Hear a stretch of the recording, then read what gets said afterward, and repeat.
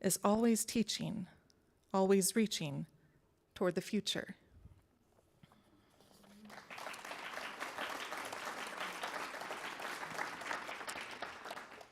Form poetry, sometimes called traditional poetry, uses a specific structure to organize a poem. This may include meter, the specific rhythm of each line, and rhyming, or it may have a pattern in which certain words or lines are repeated. In my next poem, I've written in the form pantoum. So in this poem, what I want you to listen to are the repeated lines that come up throughout. It's called Funeral March. Someone will ask how the funeral went. I'll say, it was beautiful. They'll ask if I'm glad I went, and I'll lie and say yes. I'll say it was beautiful, the kind words everyone said. I'll lie and say yes, the service dulled the ache. The kind words everyone said. I won't mention I packed a room full of mourners' grief in my heart and carried it home. I'll say the service dulled the ache, instead of saying it's too much to carry. I won't mention I packed a room full of mourners' grief in my heart and carried it home, that 3 funerals in 3 weeks is too much. I won't explain it's too much to carry. Instead, I'll say the funeral was beautiful, though 3 funerals in 3 weeks is too much, because it is. I'll say the funeral was beautiful, because it was.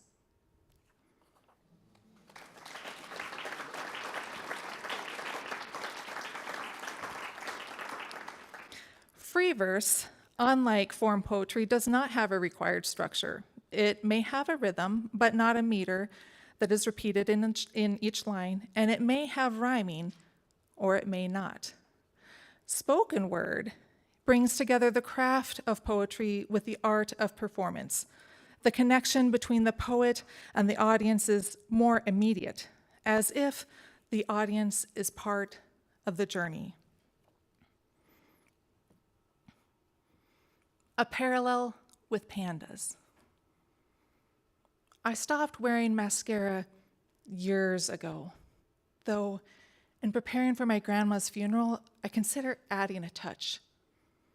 Imagining black circles around my eyes, I give up the idea. I think of the tale about pandas, pure white until death takes someone they love. They dip their paws in ash, streak black bands across their arms, wipe tears from their eyes, hug each other until grief is written all over their bodies. In the church pew, I wonder if my grief shows. If, like pandas, the smudges are part of me. I squeeze the hand of my mom, my sister, touch the shoulder of my dad, my brother. Outside the church, I hug an aunt, an uncle, a cousin, another cousin. On and on, we dampen each other's shoulders with our grief. At the graveside, we hold hands, unable to speak. And we leave as pandas.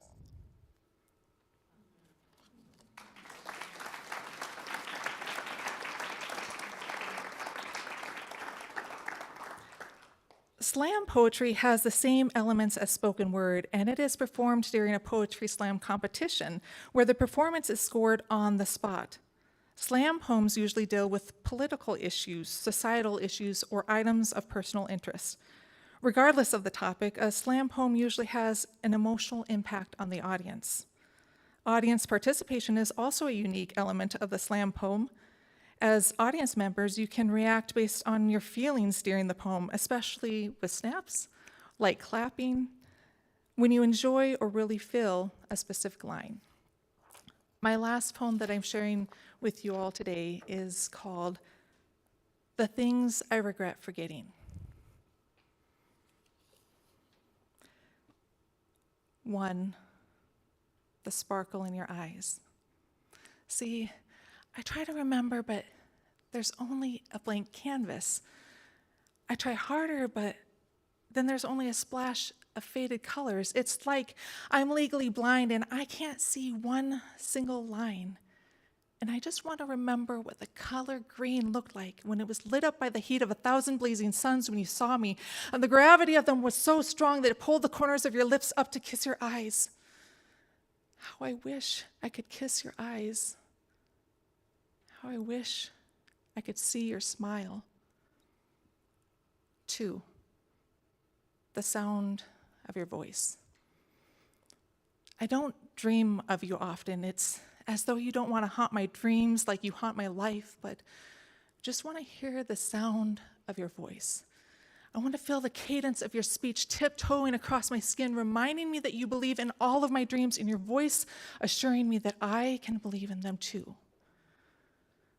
3, I regret forgetting how to think of you and smile. 4, how to think of you and not cry. 5, how to think of you and not feel my heart being ripped out of my chest and mourning over the gaping hole that's left. 6, I wish I remembered the curves of your face.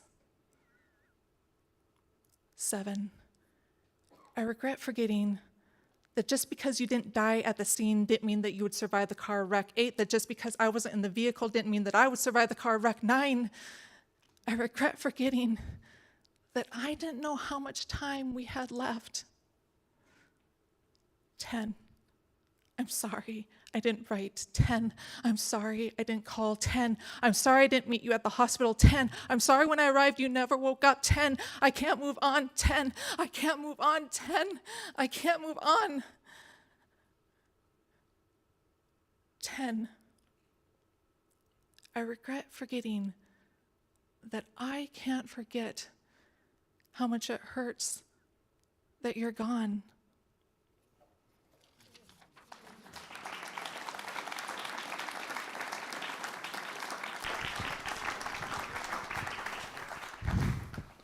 Wow, Mandy, that's powerful. Can you see yourself in some of those situations just listening to those words? I know I could. Thank you. Now we're going to hear from a young man, a 21-year-old, from what I understand. So I think that is pretty awesome, because how many 21-year-olds do we know that write poetry? So a lot of times what we hear about in this world are athletes, but there are so many young people doing so many amazing things outside of that. And I think we're about ready to hear from one of those. So Jay Rockerford has a passion for the arts, and he likes to cover a lot of mediums, from poetry to painting and music to film, and he hopes that he can have an authentic connection with the visceral nature of the world. So let's welcome Jay.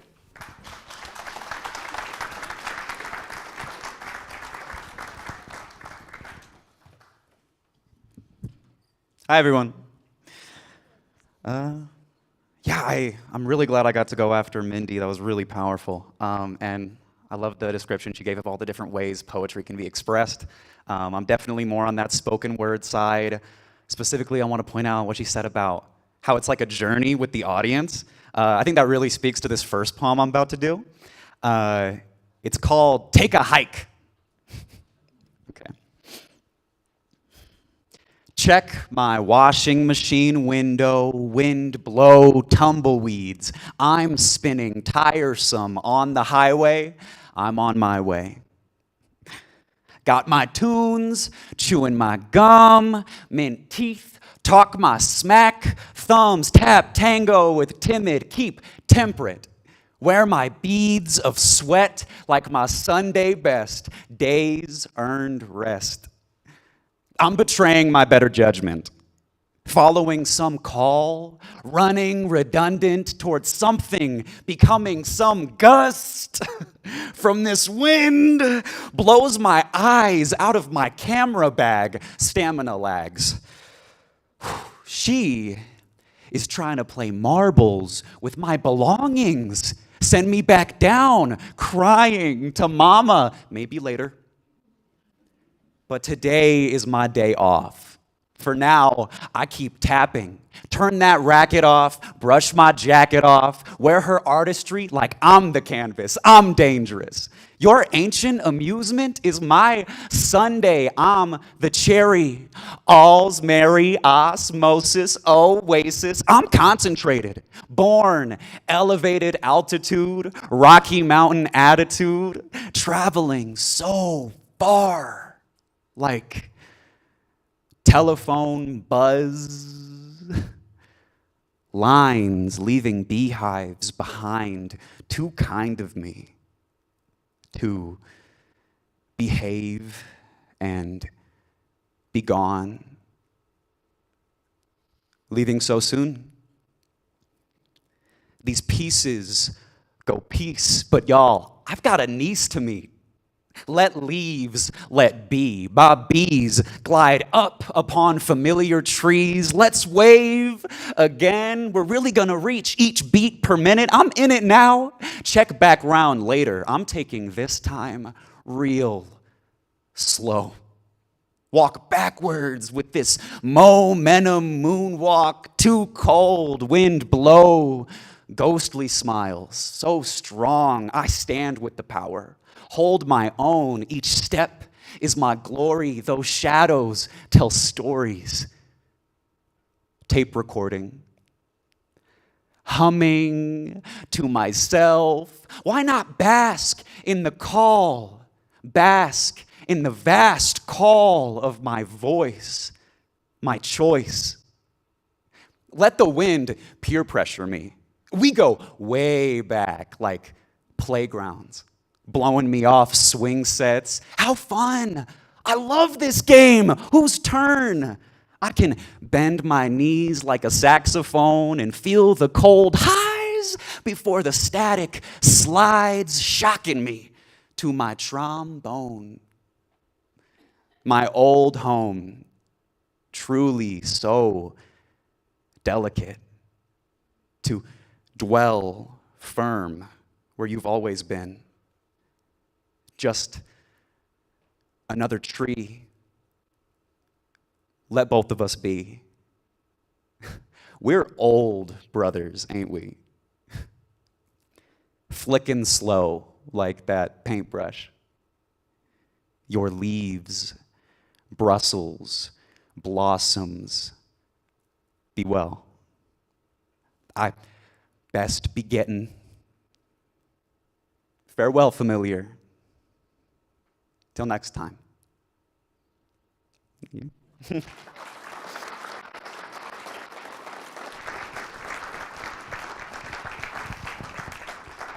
Right. Nature, spring. Oh my God, I'm so happy to be here. This is just, as soon as I heard "Come Spring Again," it got me thinking about so many different things. The last poem I'm going to read was inspired by this event, basically. But this one I'm reading next, I'm having published in an anthology that I submitted it to. That's pretty exciting. The title of this one is called "Wide Open Forever." It's loosely inspired by a jaw surgery that I got a couple years ago. I was on a liquid diet for like 2 months. But it gave me a lot of time to write poetry. So, gotta look on the bright side. All right. If I just brush a little harder, my heart'll hop hurdles for miracles.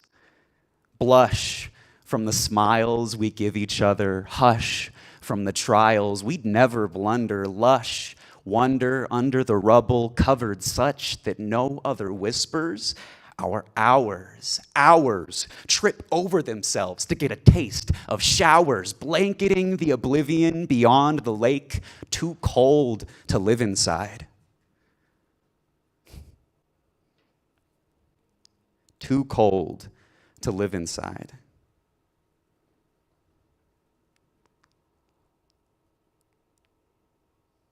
Sorry, I blanked on this one.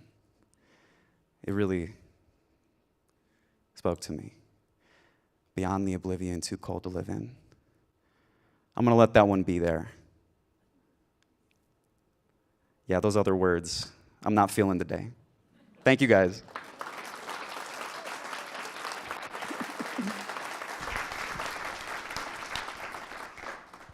Oh, come spring again. I remember now. No. You're so right. Oh my God. Shaking from a toe dip in that lake beyond oblivion, but proud to no lips. Kisses that cower in the final hour, powerless to give flowers a break from plucking for the sake of a passive breath. Lucking out from plague of tragic death. Magic in taking what's left and making sense where we could never. It's not clever to upset forever. She needs better than a beggar.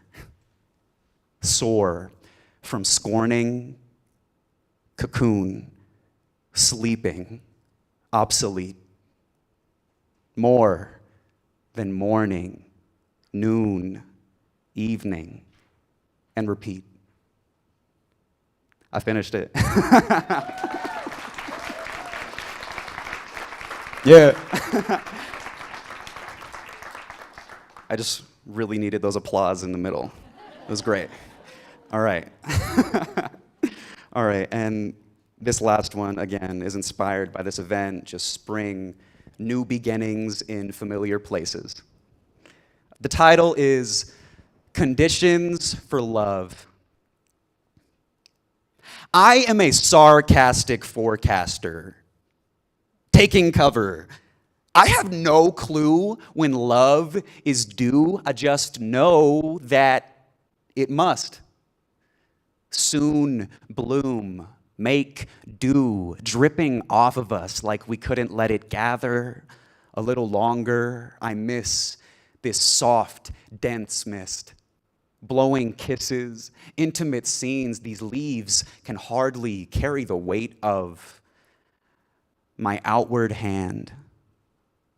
Ponder our precious precipitate goners. Those lovers could hardly wait to inhabit my honor, your honorific.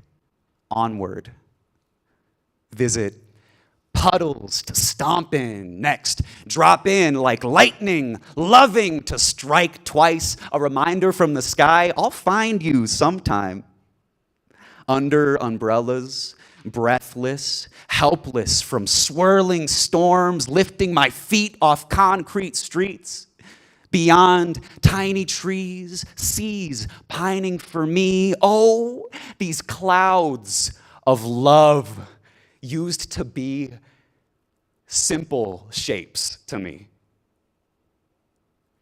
That one looks like you. I just gotta squint and tilt my head a little bit. Turns out that a weatherman can have hopes in spite of the forecast. Spring will sing tunes. Remind me of you. Remind me to move to a rhythm, brand new, soothing to a fellow caught in snowy meadows, melting. Let love meddle with my flower petals. Forget my worries, only flurries unresting against the stream, gleaming freedom. The consequence of condensation. How triumphant this redundant dance. Our plants so sturdy, so worthy of this sunlight, and we weren't even invited. Each raindrop, my +1. We hope to see you there unconditionally. We hope. Thank you guys so much.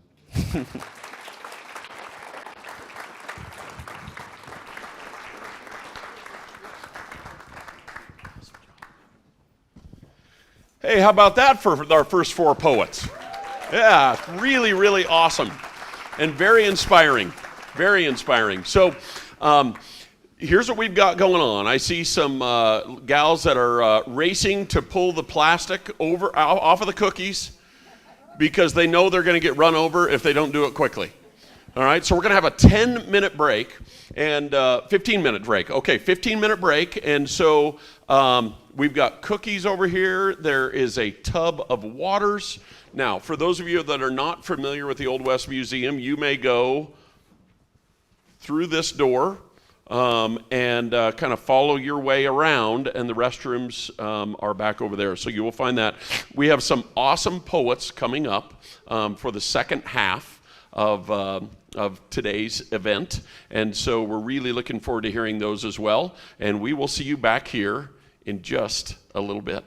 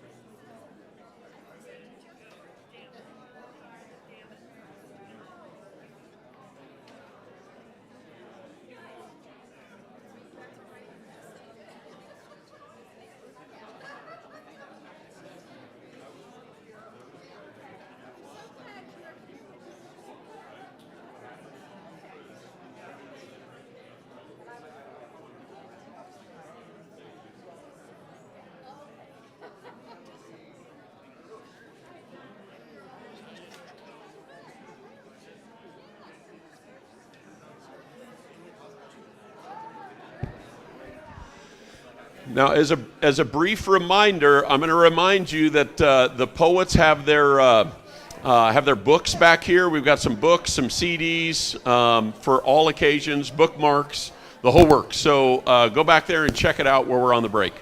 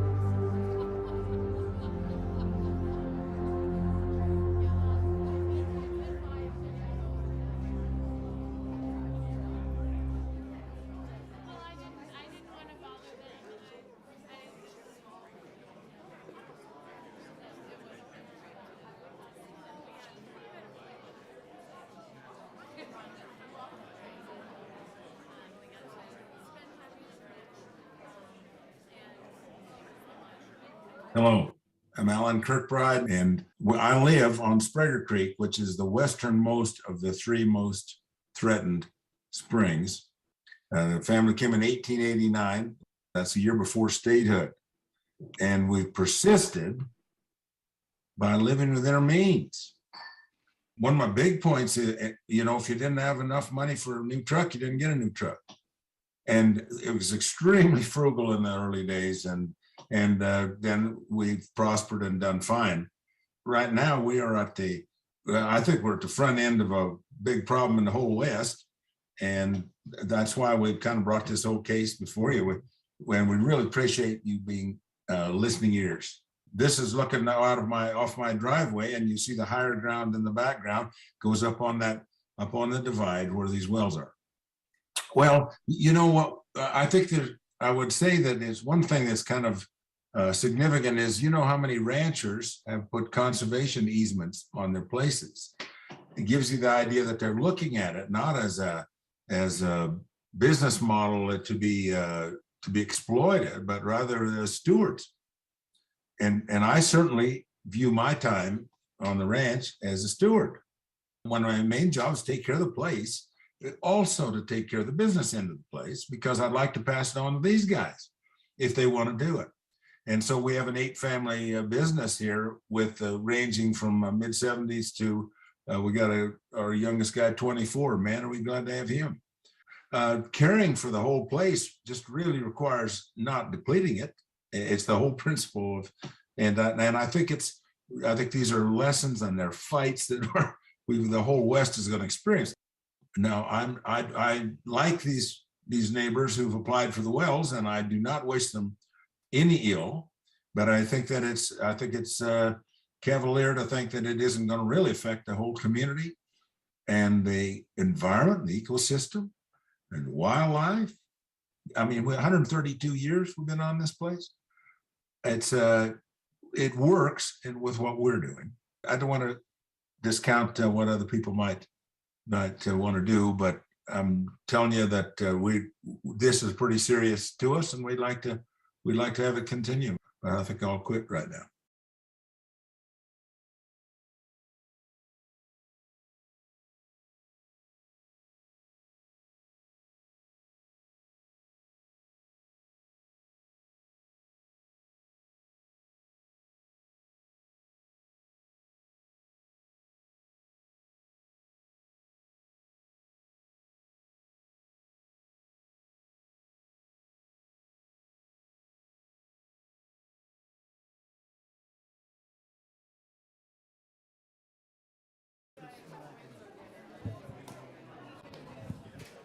Betcha. I'll get you introduced here.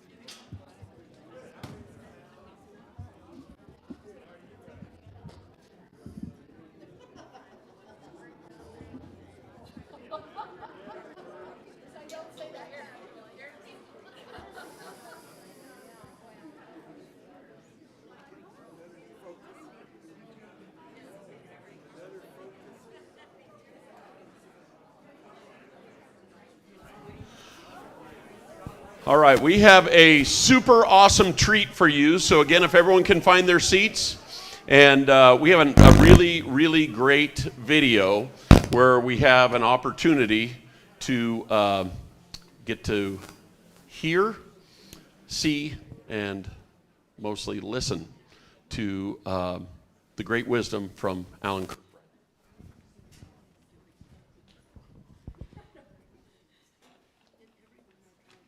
Hello, I'm Alan Kirkbride, and I live on Sprague Creek, which is the westernmost of the three most threatened springs. The family came in 1889. That's a year before statehood. And we've persisted by living within our means. One of my big points is, if you didn't have enough money for a new truck, you didn't get a new truck. And it was extremely frugal in the early days. And And then we've prospered and done fine. Right now, we are I think we're at the front end of a big problem in the whole West. And that's why we've kind of brought this whole case before you. When we really appreciate you being listening ears. This is looking now off my driveway, and you see the higher ground in the background goes up on the divide where these wells are. Well, you know what? I think that I would say that is one thing that's kind of significant is, you know, how many ranchers have put conservation easements on their places. It gives you the idea that they're looking at it not as a business model to be exploited, but rather as stewards.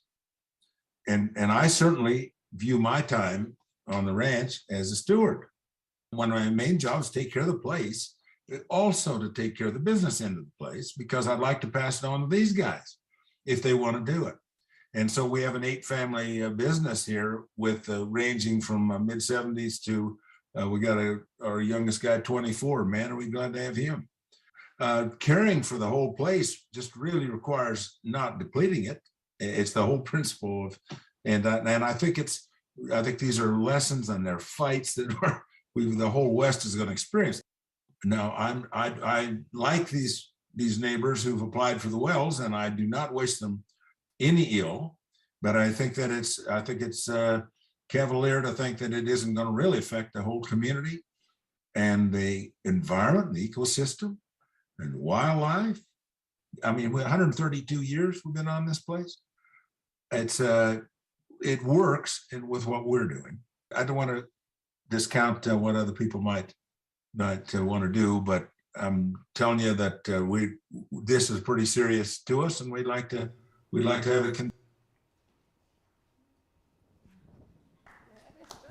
All right. So several years ago, I was in Hoy's Drug, and I ran into Alan in there, and he was friendly as always and wanted to talk about his men's literary club, who he invited me to participate in many, many times, and was talking about his recent paper that he had written. And I'm not sure actually what that paper was now. I don't recall. But what I do recall is the kind-heartedness and the interest and the passion that Alan always showed. And I think that we all probably have someone in our lives that represents what Alan represented. We all have someone that we love with everything that we have. We all have someone that represented something great in our lives.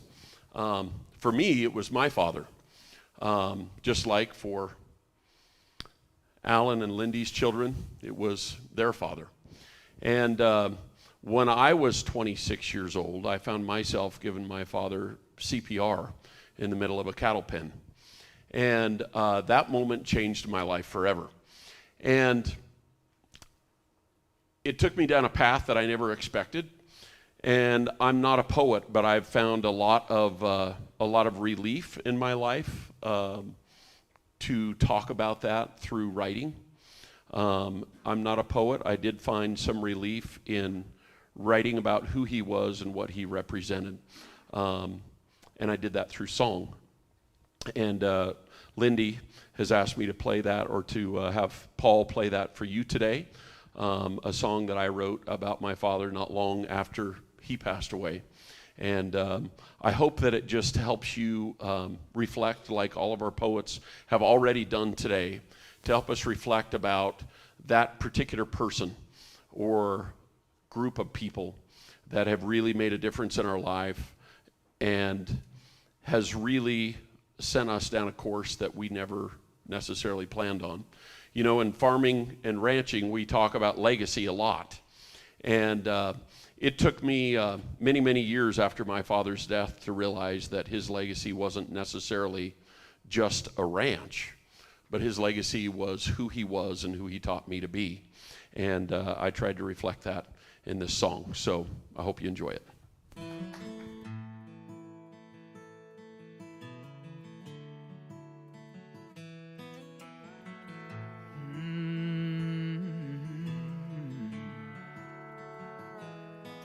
in the fall of '99, when my daddy passed away. I begged for God to bring him back if there was a way. By the silence of the Lord, my prayers were deafened, so it seemed. Oh, why, oh, Daddy, did you leave me? Daddies are a special kind of men. They'll look at you and smile and take you by the hand. They'll lift you up to the heavens and always be your best friend. Daddies are a special kind of men. Then suddenly I saw my daddy walking up to me. He was glowing with a smile.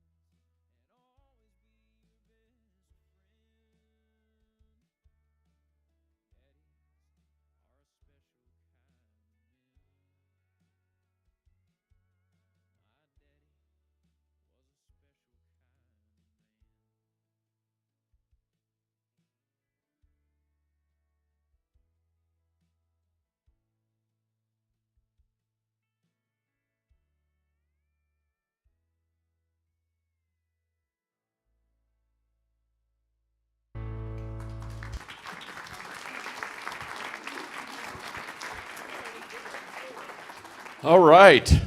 So we're going to be accompanied by some great poets now who happen to be musicians as well. And I heard these guys last year, and they're pretty awesome. They're really, really great. And so this is Dr. George Russell and Bruce Johnson. Their CDs are back here as well. And George actually is a board-certified dermatologist. He lives in Boulder. And he won the state cowboy poetry contest in 2020 for the state of Kansas. So how great is that, right? And he's joined us. Yep, pretty neat.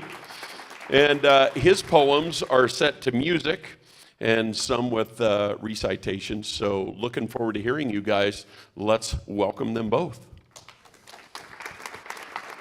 Thank you very much. I was giving a performance for hospice in my hometown, and a guy from my high school came up to me and made this statement to me. "There ain't no money in poetry," he smirked, as if he thought that were clever or funny. "That's okay with me," I replied. "There ain't no poetry in money. I write it 'cause I have a story or a thought I'd like to say, and the choosing of each word is like a step along the way. Like forging a trail through the forest where no one else has been, and you choose each step and direction until you reach the end. At the end of your journey, you sit back and rest for a while, and maybe someone else will follow your tracks and wind up with a smile. So it's not about the money, it's the journey, don't you see? If I can make you think or smile, that's payment enough for me. But it could be about the money. I'll have the sheriff take a look-see, because you certainly spent some money unless you stole my CD.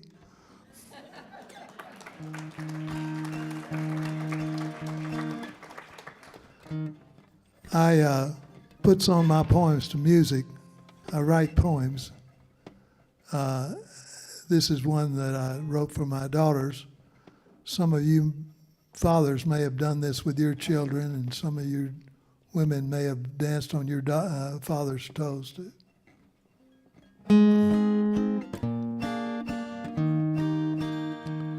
Well, I love to go a-dancing with you standing on my feet.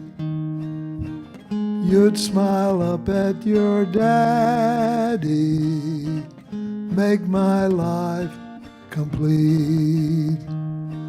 Then I would pick you up in my arms and we'd twirl around the floor. You would start to giggle, want to twirl some more.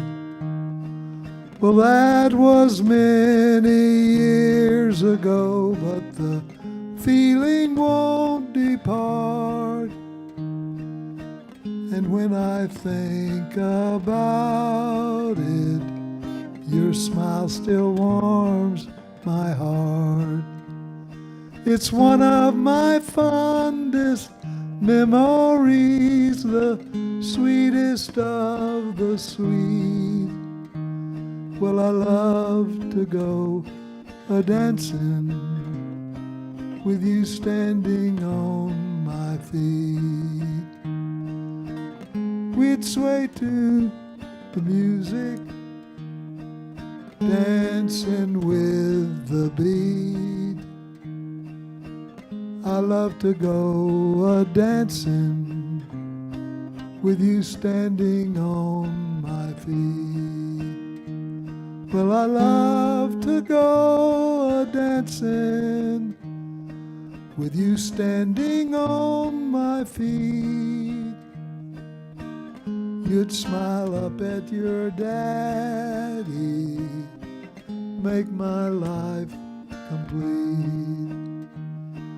And I would hold you oh so tight as we twirl around the floor. You would hold your arms straight out like an eagle. We would soar, soar, soar. Like an eagle we would soar. I miss those times way back then, and I wish there was a chance to somehow turn back the time, have another dance. We would waltz around the floor, do the two-step two. Then you would smile when I whispered, your daddy sure loves you.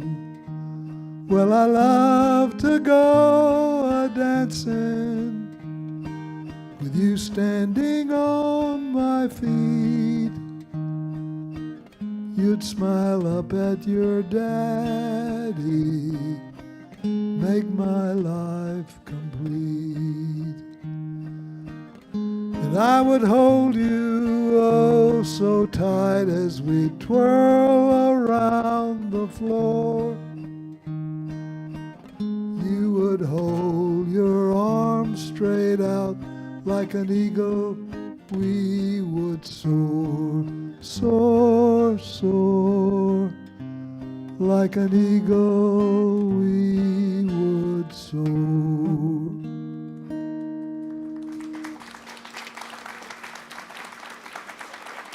Thank you very much. This next poem is about a guy who's driven his herd to Denver from Texas and sold them, and he's getting ready to go home.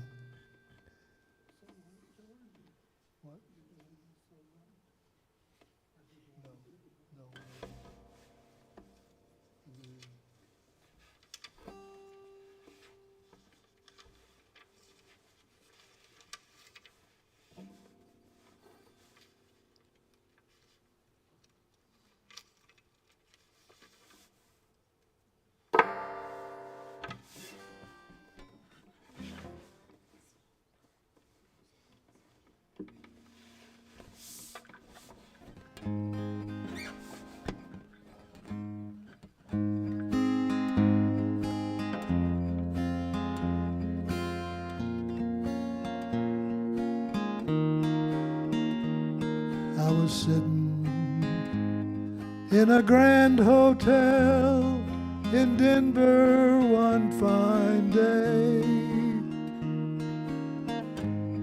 I was headed back to Texas with a pocket full of pay.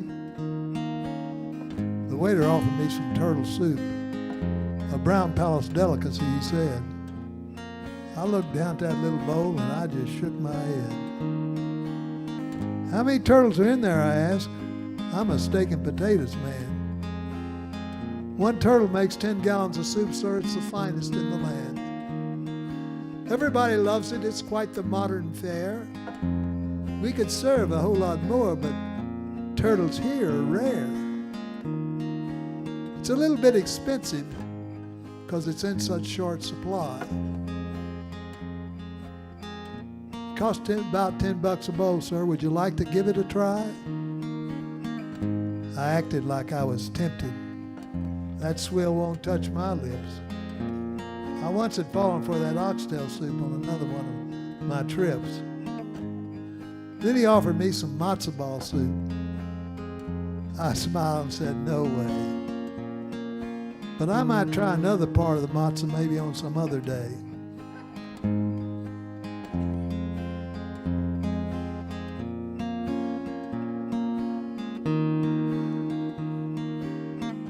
I saddled up at the break of dawn. We were eager for the trail. Threw open the gates to the turtle corral, and we gave a turtle boy yell. From sunup to sundown, we drove him hard, but not so well. Because after 3 hard days of droving, we were finally out of the corral. The 5th night out, the herd was calm, but the wind blew up a storm. A lightning flash and a thunderbolt caused a big alarm. The turtles, they stampeded. There was panic everywhere. We scrambled for our horses as the lightning cracked the air. Little Jim, he spurred his horse. He was riding for the lead. But his horse, he stumbled and down he went, right in front of that turtle stampede. The rain came down in torrents. The lightning came down in streaks. We feared the turtles would trample him to death sometime in about a week.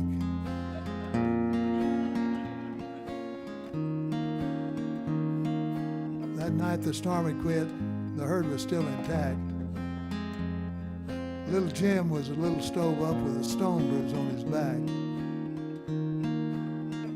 I dreamed that night of oxtail soup, turtles, and matzo balls too. And I came away concluding my turtle boy days were through. Though I've never heard of them before, don't know if they're a critter or a bird. But next week I'm going to round me up a great big matzo herd, a great big matzo herd.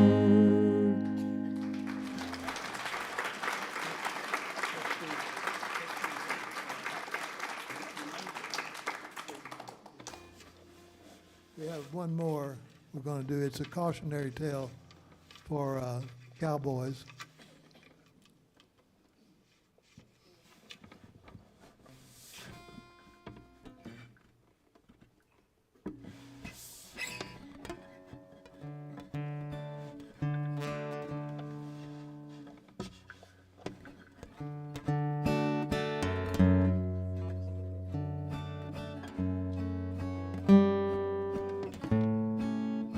Went to a barn dance Saturday night, met two girls with eyes so blue, so blue. So I fell in love with Kate that night, fell in love with Edith too. We all were just so happy, my dreams had all come true. Then Kate found out about Edith. Now I'm feeling blue. So Kate and Edith left me. It proves that old adage true. Because you see, to my chagrin, you can't have your Kate and Edith too. So you see, to my chagrin, you can't have your Kate and Edith too.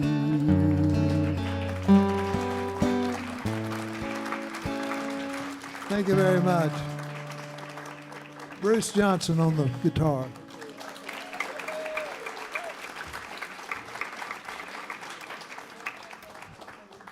And that would be why George won the Kansas Cowboy State Poetry Contest. Yeah, amazing job, guys. That was fun.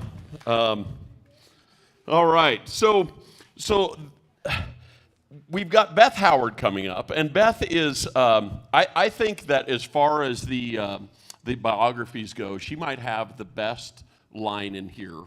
And now knowing that she is a multitasker, so she is not just a writer, but she is an artist, she's a yoga teacher, she's a community advocate, and she is living, of course, in Cheyenne, and this is the tagline that I love, with her youthful husband, Paul, and her old dog, Diesel.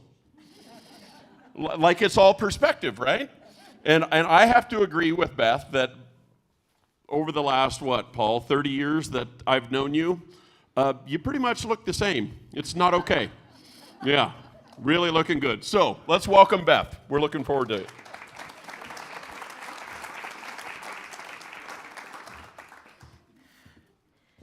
Well, if you have writers in your life, you know that it can be a hazard because they may write about you.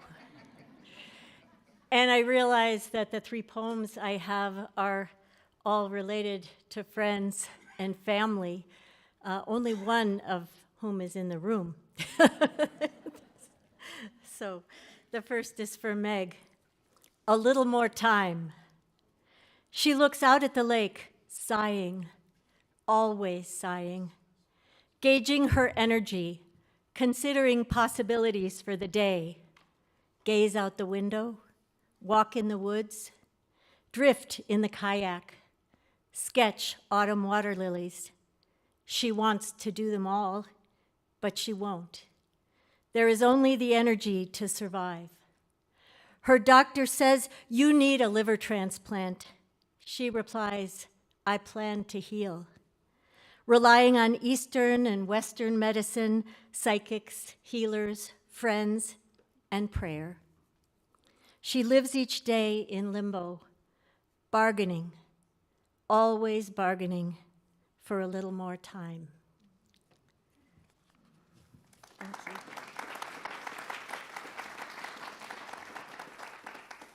So in my biography, it mentions that I've studied with writing with Natalie Goldberg for 20 years, and I'm still learning.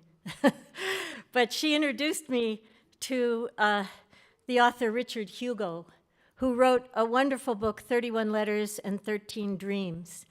It's a book of poetry. And I became captivated with the idea of a letter poem. And when Paul's mother was dying, I wanted her to hear these words, so I wrote her this poem. Letter to Eleanor, June 2014. Dear Eleanor, from the first time I came to your house for dinner when I was 15, and you were younger than I am now, you have been nothing but kind to me. I cannot recall one single time where you were short or cross with me. I do not take this for granted because I know it is not the norm. When I've heard others complain about their horrible or cruel mother-in-law, I count my blessings, for I have you, the best mother-in-law ever. I will always remember the time when Sam was 6 and Andy and Pete were 2. The twins were hospitalized with croup and Sam was starting first grade. You and Gordon dropped everything and came out from Chicago to help us when we really needed it. Whenever you came to visit, you would ask me if there was mending for you to do. There always was. In between your visits, my children outgrew their corduroy pull-on pants and striped long-sleeve t-shirts before I ever got them mended. No one else ever offered to do mending for me. When visiting, you made a point of finding small, practical things you could purchase for us to make our lives easier.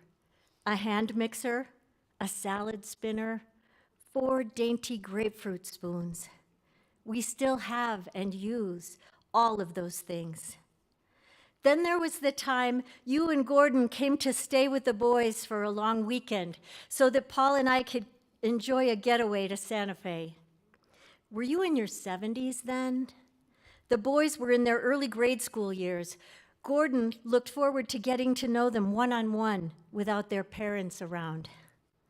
You took them to the Wyoming Hereford Ranch to hear the Cheyenne Symphony play a special performance for families.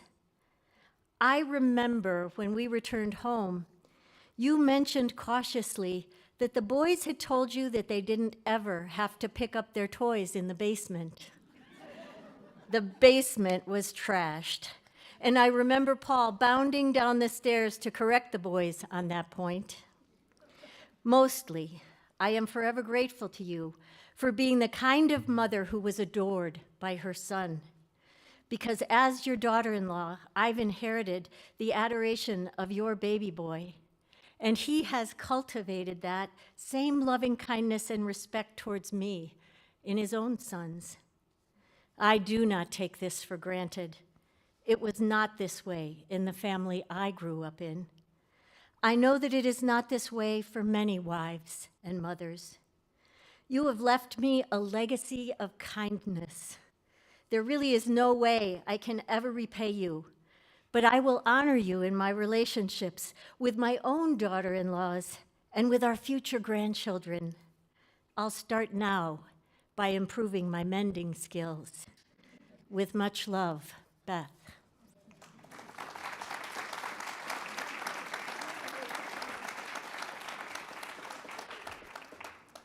This last one is a letter to Andy, my son, who is a 20-year Marine Corps person working at the Pentagon. Letter to Andy, 29 September 2015. Dear Andy, yesterday Mallory emailed me a link to your wedding photos, and I was transported back to that day 6 months ago in New Orleans. That day when I was able to celebrate your wedding following your 3 deployments to war in Afghanistan. That day when I knew I was the luckiest mom. This was especially clear because your friend Eric, an honorary groomsman, had been killed in Afghanistan 2 years earlier on May 4th, 2013. At your invitation, Eric's mother attended the wedding. She introduced herself to me, we hugged, and she said, "Thank you so much for including me." I replied, "I am so grateful you are here."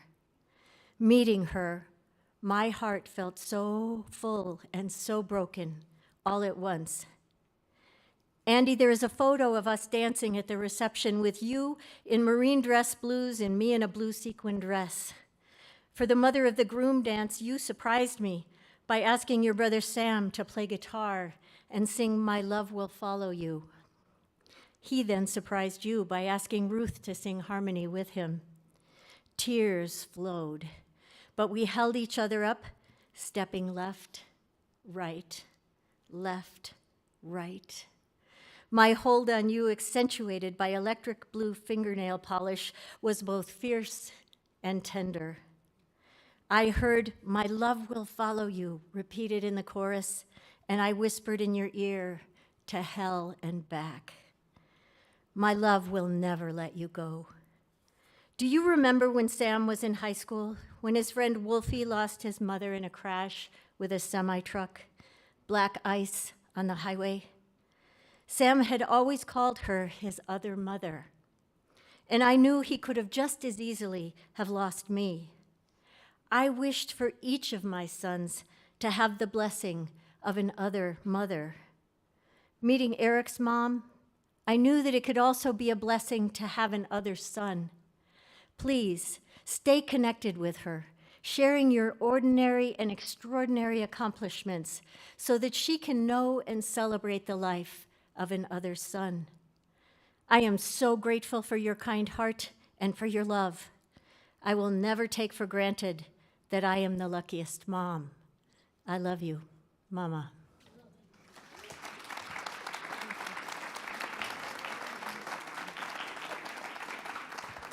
Thank you, Beth. That was, wow, heartfelt. And a little glimpse into your life. Pretty neat. All right, so our next poet uses her art to convey human struggles and victories through rhythm and rhyme, of course. And her work is really based on her own experiences with abuse and trauma. And I have a feeling we're going to have a glimpse into your life as well. So let's please welcome C.S. Phoenix.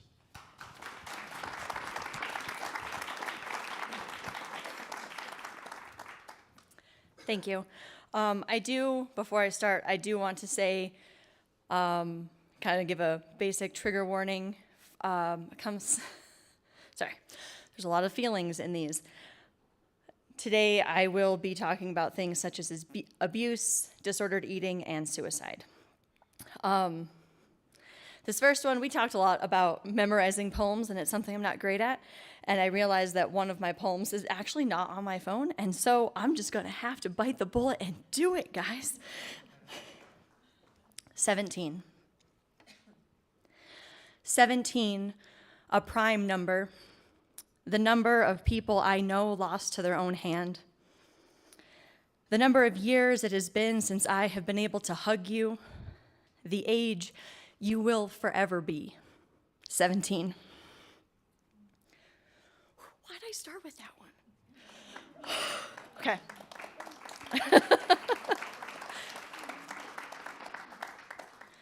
On the street. I learned long ago to barter my body for safety. I'll let you touch me this much if it will satisfy your rage, then the fear you cause me can go back in its cage. Here is a piece of my heart, tender but cold. If I just warm it up, people will like me, or so I've been told. Take my mind and mold it like a sculptor with his clay. If I do just what you tell me to, I can narrowly escape this fray.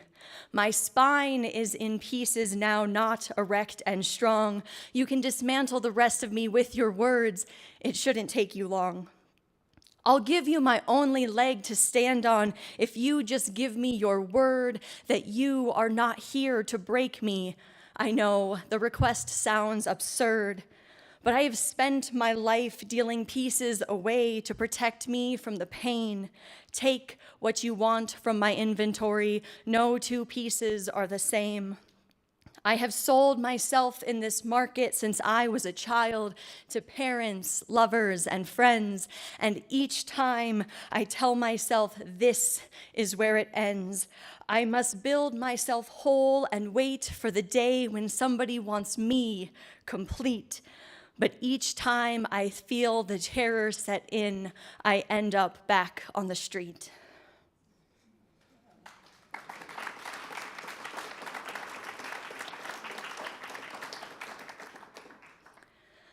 To be a kid again. This feeling, this is why when people say, oh, to be a kid again, I respond with a resounding no. Helpless, worthless, scared. That's what childhood felt like. When I was young, I couldn't escape, I couldn't leave. Now, far away from you, and I still feel like a kid again. My brother reminded me, I got away from you. You aren't here right now. I got away, put miles between us. But to be all grown up, to be self-sufficient, to be raising my own in this world and feeling broken and scared and helpless, even for these small moments, for this short time over one interaction with you. I feel ashamed that you can still hurt me, scare me. I should have thicker skin than this. Isn't that why you did those things? Isn't that why? You wanted to build my character. That's what you always said. Well, my character is the heroine in her dystopian story. She has demons that resemble your face, and she will spit fire and ash before she lets you, the unlikely villain, best her.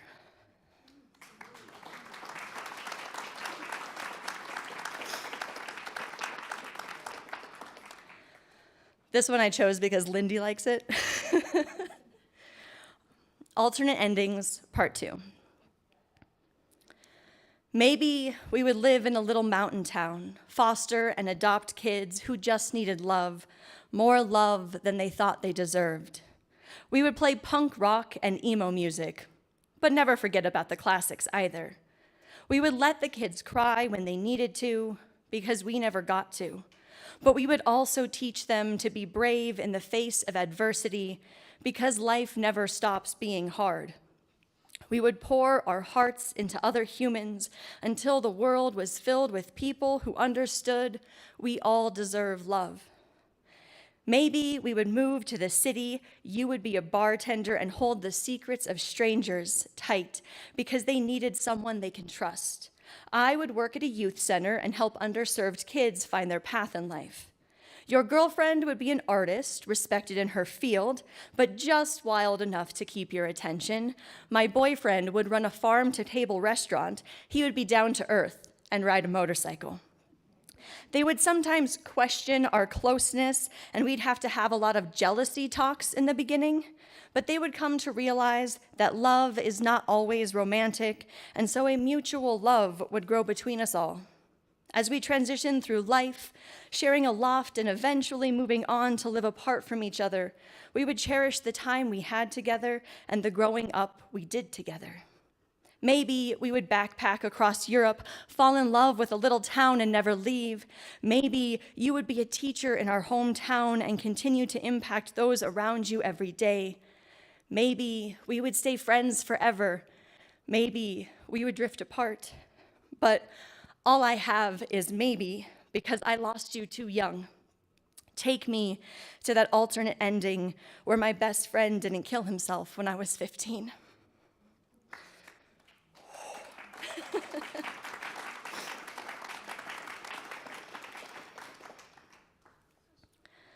Fine.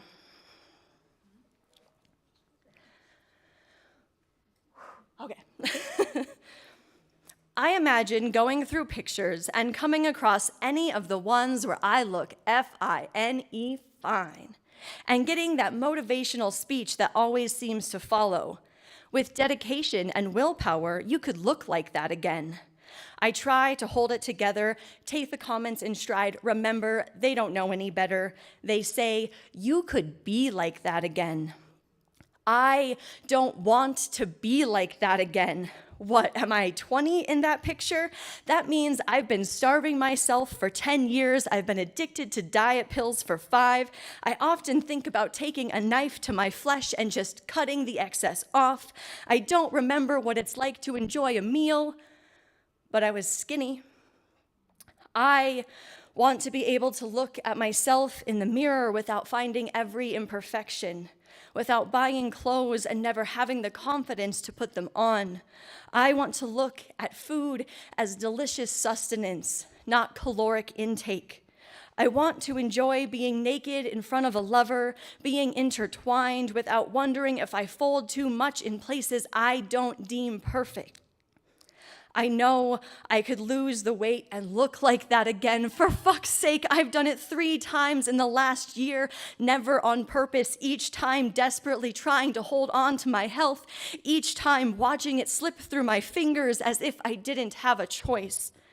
And as I slipped away into smaller pant sizes, people became so vocal. Wow, you look great. Help me, I scream. I haven't eaten in days. I'm so hungry, but if I eat, I get nauseous. I'm dropping pounds by the day. I need support. I need guidance. I need someone to listen. That's nice, honey. Keep up the good work. Nobody cares because I'm skinny again, and skinny is all this world wants me to be.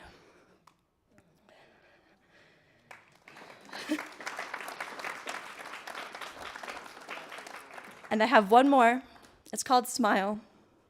So we end on a happy note here. Give it time.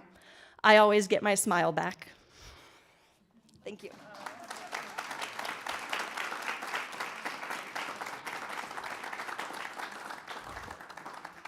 Wow, is there anything more powerful than the spoken word?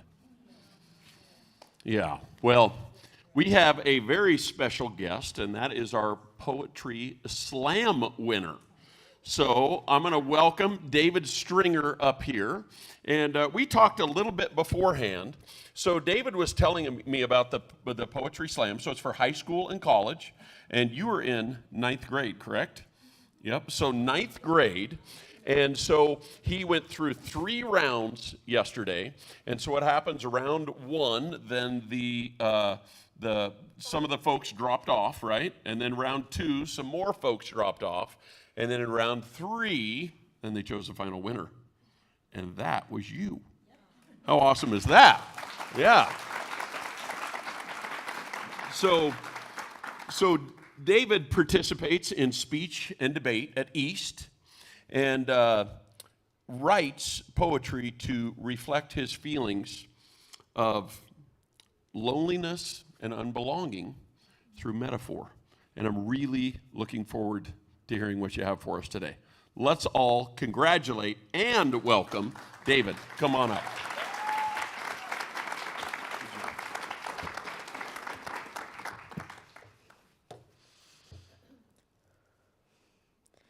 Before I begin my poetry, I have a few people I'd like to thank. I'd like to thank everyone that made it possible for me to be on this stage today. I'd like to thank my mother for, bringing me into this world for all you fine people. And I would like to thank everyone I competed with yesterday. You all deserve to be on this stage as much or far more than I do. Can we get a round of applause for those people, please? Thank you. And this poem is entitled, "A Bench Sits in a Park." A bench sits in a park, empty. Many people walked past. Not one of them even had the thought of sitting down. A few dogs were in the mix, a stroller, a couple joggers. Yet, still, the bench sat empty. The bench thought it had the best view in the whole park. It got to see the pond with its scum around the edges and the flickering tails of fish just underneath the surface of the water. and ducks that floated there contentedly waiting for someone to throw their last bit of sandwich for them. And the bench got the view all to itself, for the bench sat empty in the park. Day faded into night, and the bench sat with its past memories. The exciting days, like when a boy sat on him and fished with his grandfather for the first time. When the ice cream truck came through on occasion, playing its sweet song, attracting gaggles of children and parents. When it got spray painted with bright red paint, so bright anyone could see it. It never felt so special. And every Sunday at 2:00, Mrs. Johnston came to throw seed for the ducks. But for now, it was calm, peaceful, and admittedly a little lonely. And the bench sat empty in the park. Night was struck down by day. The flowers opened their colorful petals to capture the morning light, just how they had done the morning before. A bee buzzed by to greet the flowers good morning and take their pollen back to its hive. And a very young child scribbled with chalk on the other side of the pond, their parent watching them from the tree they were leaning on. And still the bench sat in the park empty, and the earth kept rotating, people kept walking by, the fish's tails kept flickering, and it was the same day as yesterday, dragging on towards night. Until, around noon, when a small, tired creature strolled by. It stopped, looked at the bench, and jumped on it. The small, mangy kitten laid across the black metal bench, its long, dark fur being smushed against the flat bars, and as it slept in the warm sun, it purred lightly. The bench was never more content. And a bench sat in a park, only mostly empty.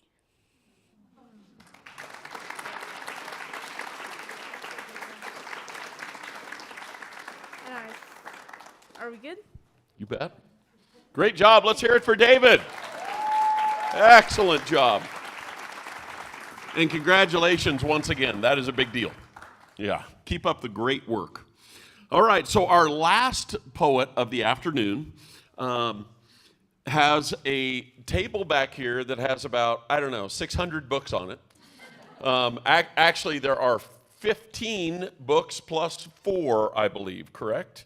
That you have had published? Okay, you don't do math. I don't either, so that's probably about 37.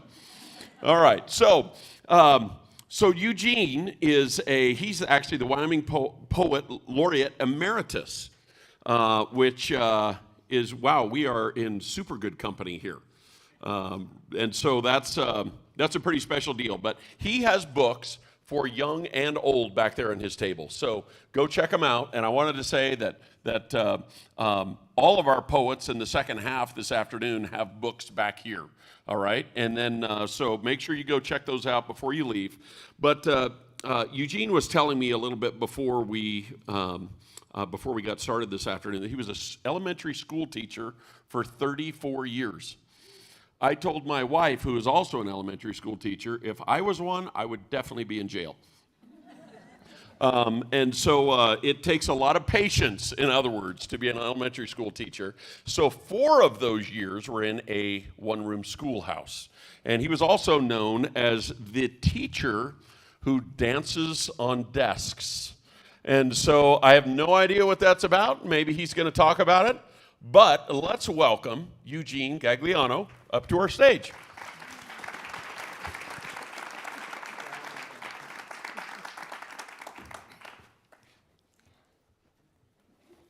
You know, they say the best for last. It's not always true.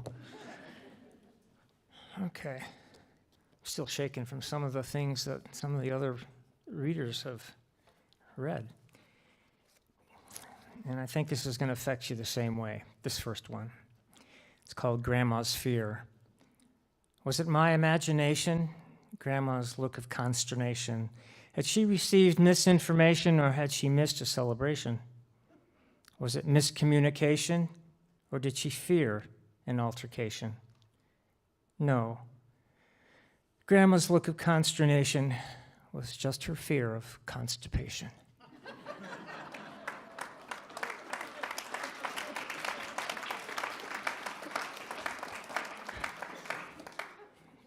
My wife's going to say, "You really read that?" I said, "Yeah."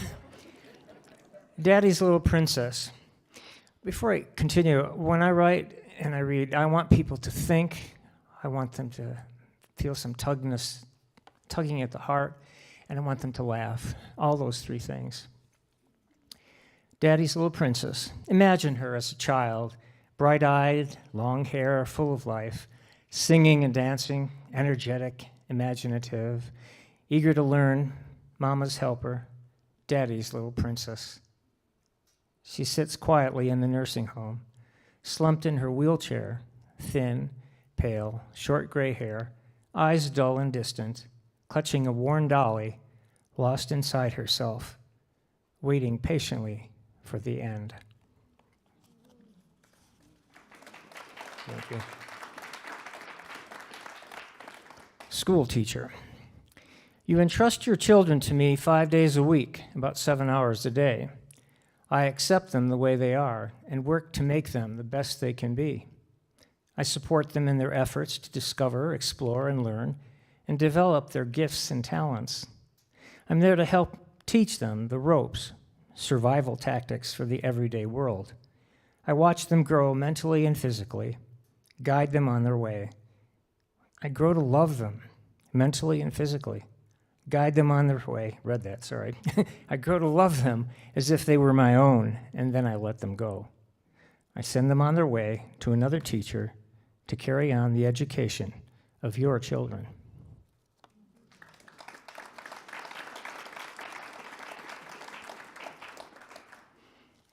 This one I hope we learn from. So often we walk by somebody for whatever reason and just ignore them. This is called Young Man. This is when I was working at the hospital as a greeter during the pandemic. Young man, beard and tattooed, hospital housekeeping. I wondered, what's his story? What's behind the mask and hazel eyes? Struck up a conversation, discovered more than his youth suggested or his badge stated. Lived in Spain and Turkey, 24-year-old Marine. Served in Afghanistan, worked with the CIA. He knew the burden of carrying a gun, fought for our country, suffered knee, back, and brain injuries, still haunted by PTSD. 17-year-old brother shot and killed while trying to help a friend. War's separation cost him his marriage. Musical, writes and sings his own songs like Freedom Ain't Fair. Strums his guitar to the depths of his soul. Has goals, pay off mortgage, dreams, start a business, start a new life with hope built on the scars of the past. Glad I spoke to him. I would have missed this unseen patriot.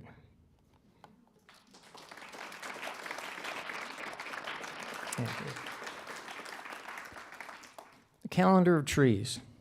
Trees. Greeters of spring, season of promise, bedecked in green, adorned in blossoms, paper white petals, perfect pink and rose blush. Trees, breath of summer, season of life, dressed in emerald garb, grasping endless sky, shading, waving, fluttering, inviting feathered friends. Trees, artist of autumn, season of bounty, fruit and nut laden, splashed apple and rusty red, burnished gold and brilliant yellow, a flamboyant farewell. Trees, guardians of winter, season of rest, evergreens clad in wedding white, transparent deciduous branches woven into the sky, a keyboard for wind songs.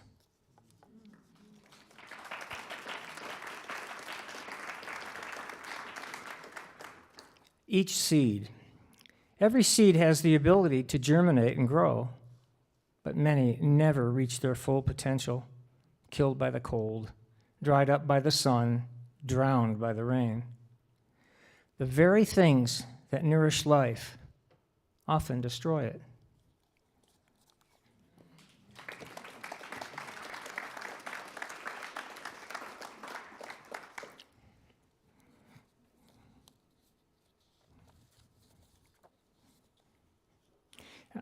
This particular book, I got to put a footnote here real quick.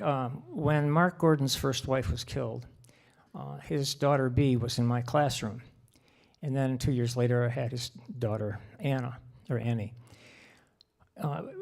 Mark loved poetry, and he's a very poetic kind of guy. He memorizes a lot of poetry.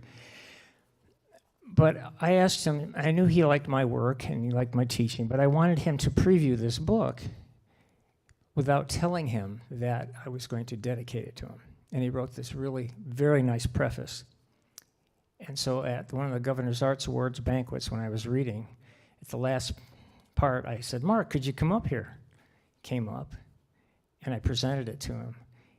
He couldn't say anything. He just stood there. And somebody said, how did you do that? I said, I don't know. Anyways, yeah, this is one of my favorite books. The Old Barn. Once the monarch of the valley, proud possession of a man, now worn, weathered, boards splintered, wooden shingles softened by moss, broken windows, intruder invitations. A mouse-infested bat dwelling after decades of sweet rain, silent snow, and sun-scalding dry winds. Foundation decayed like rotten teeth, embroidered by rampant weeds. Carelessly abandoned, forgotten, wretched symbol of decay, its aching frame now collapsed, caving into itself like a roadkill deer, humbled into submission by nature.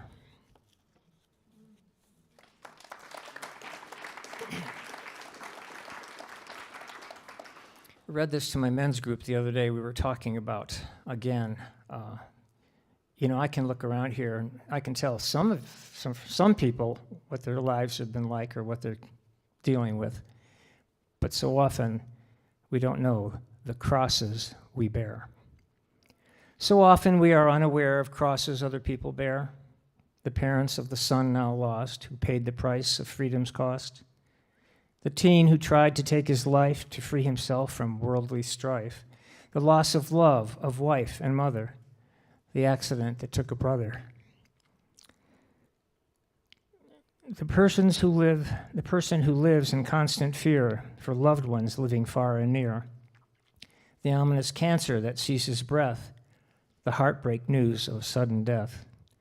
When an innocent baby's life is taken and a distraught mother's world is shaken.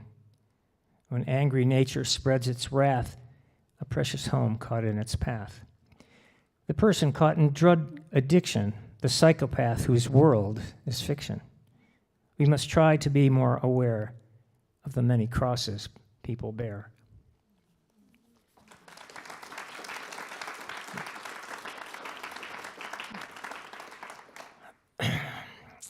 Outside the door.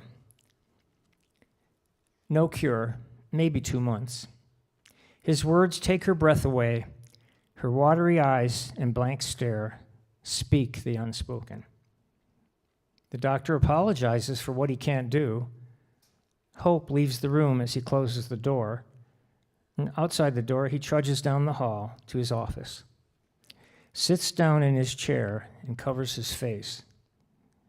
Her would-be savior crumbles and shatters into tears. He is not God. Yeah, that's the one to think about. Willing to trade. The exterior looks, that's exterior. The exterior looks a bit worn, but it has character. The lighting isn't as bright, but it's still there. The plumbing can be unpredictable, but it still works. The wiring's outdated, but it sometimes shorts out. The frame's a little bent, but it's sturdy.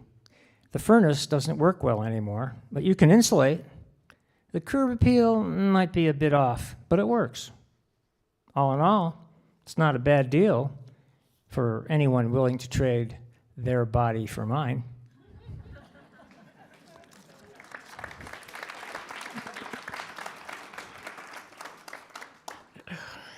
Don't look at me that way.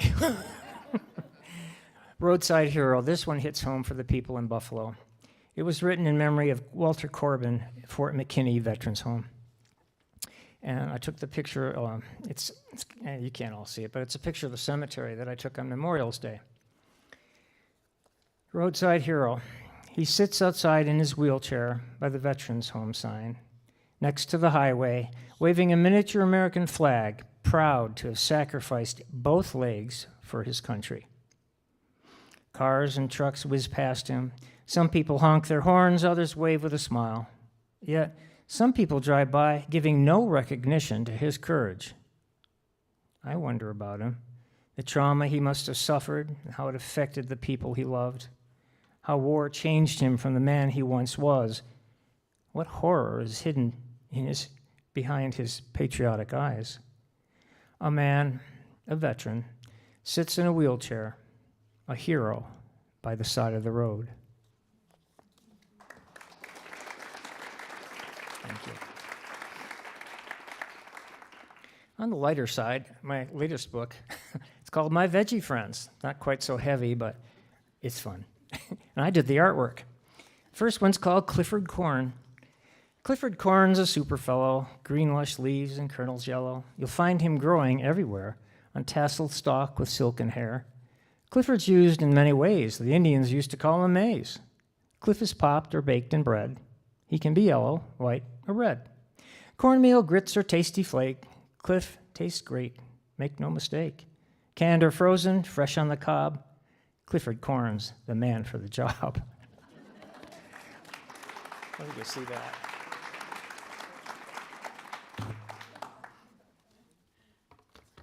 And another one I want to share from this book is called Tasha Tomato. Tasha Tomato, all dressed in red, bathed in the sun from her garden bed, enjoyed blue skies just growing green, hanging below under leaves unseen.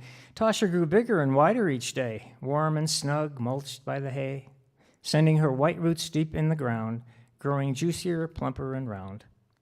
Tasha dreamed of the county fair, someday wearing a blue ribbon there. Tasha'd be happy in a salad, too, in salsa or sauce, just to please you.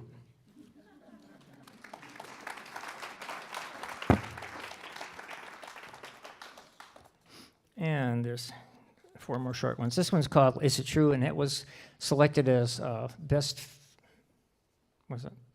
read for Wyoming children in 2018. Lost his head. I found my little brother hiding under his bed, and when he came out, his face was all red. My brother was shaking, his eyes filled with dread. Then he burst into tears. I think Dad is dead. Why do you think that? I know, 'cause Mom said. I heard Mom tell Grandpa, Dad lost his head.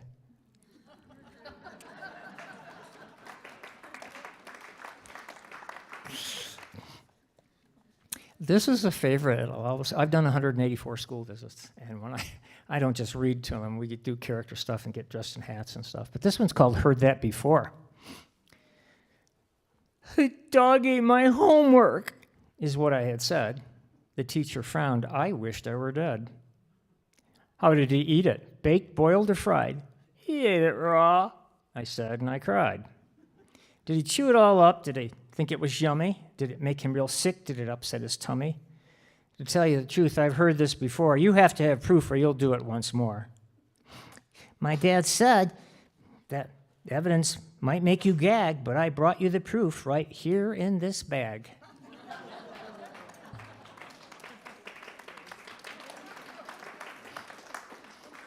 And the last one, this book was one of the first kids' books of poetry, and this is the favorite at all the schools. Bear with me. It's called a whoopee cushion. And I always ask the kids, do you know what a whoopee cushion is? Preschoolers know. It's amazing. It just cracks me up. Bradley put a whoopee cushion on the teacher's chair, and Sarah said he wouldn't, so I guess it was a dare. Teacher's old and kind of frail. It wasn't very fair. I thought he'd get in trouble, but Bradley didn't care. She didn't seem to notice as she sat down in the chair. She only smiled, excused herself, and gently fanned the air.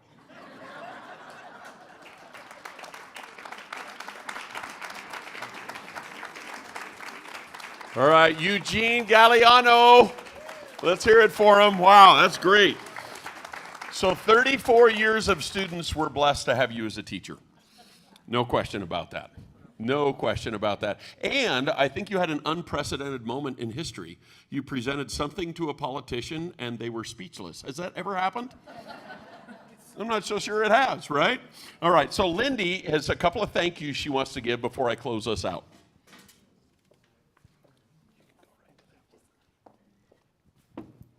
Like I mentioned before, there were so many, but the real superstars are the committee. And also the Arts Council was instrumental in being our fiduciary sponsor. I think Desiree Berthay, the new chair, what do you call yourself? The new executive director, yeah, of the Arts Council. Thank you. We couldn't do it without them, but the committee are the superstars, and I'd like to recognize them. Please stand up, because you made it happen. There is Ellen Anderson Phillips, Mary Whalen, Beth Edwards, Martha Silver, and Betsy Graham. These are guys, give them a hand. Oh, Mike Morris. And he was also our fabulous musician in spite of coming down with a really bad cold this week and virus. He just did a wonderful job. So thank you all.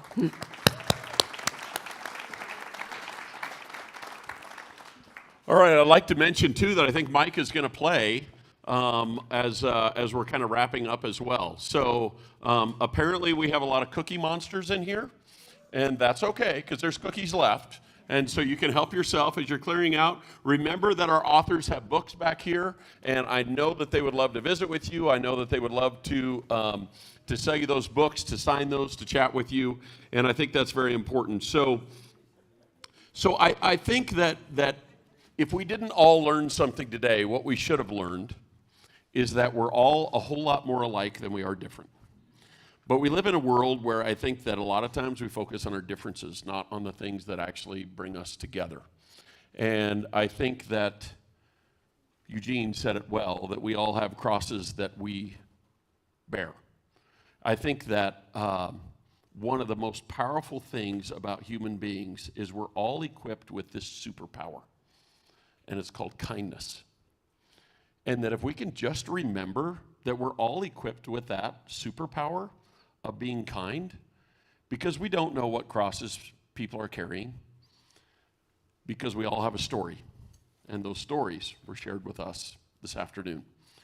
So remember, come spring again, the Alan Kirkbride Poetry Gathering in 2025. God bless you all, and have a safe trip home.